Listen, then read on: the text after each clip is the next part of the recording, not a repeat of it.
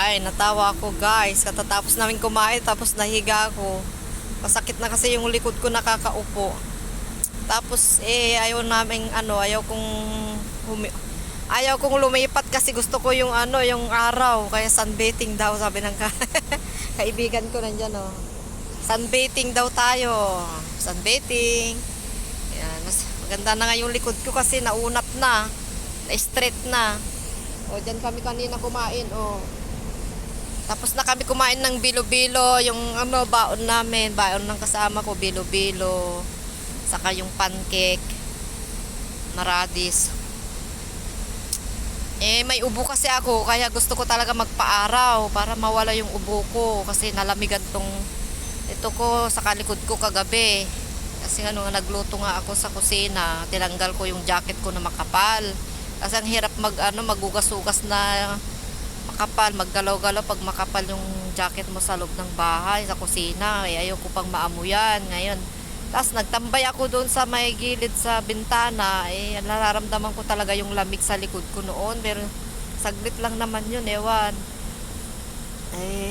Nalamigan na pala agad yung likod ko. Tapos pag gising ko, nako, makati na yung lalamunan ko. Ubo ako ng ubo. Nag-inom pa ako ng luya. Kanina umaga, isang baso, saka may lemon.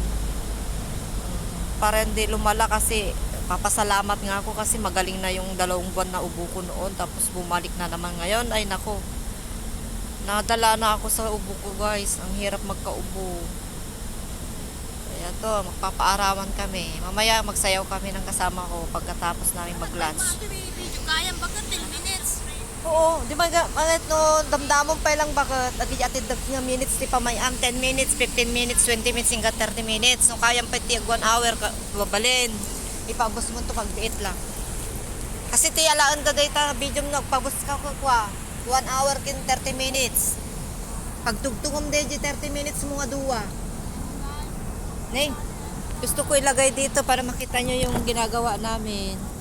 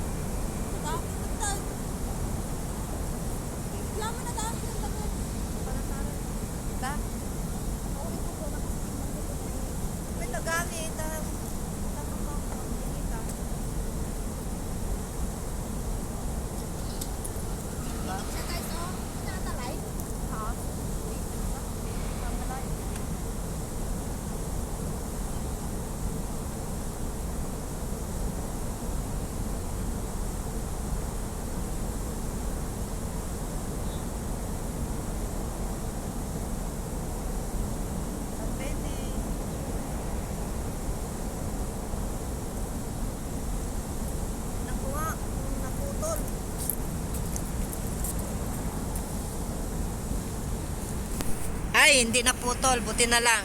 I-upload ko na to. Salamat. Nag-sunbathing tayo.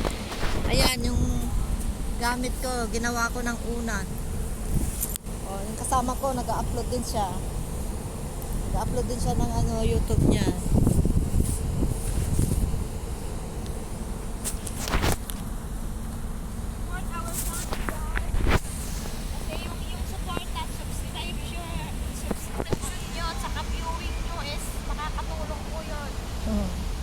At syempre po, pag tayo ay nakahangat na po dyan, ay hindi naman po tayo makakalimutan.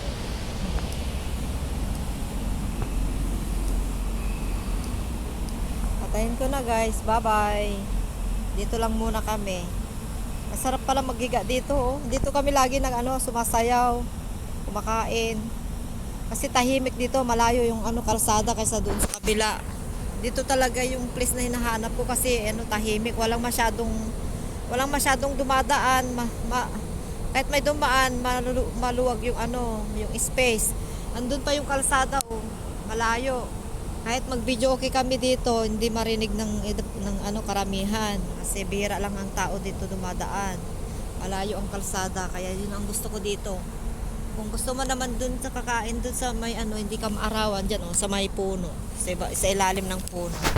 Oh, ito naman yung kondo naman nila dito. Yan. Aso may maingay dito, yung parang exhaust fan.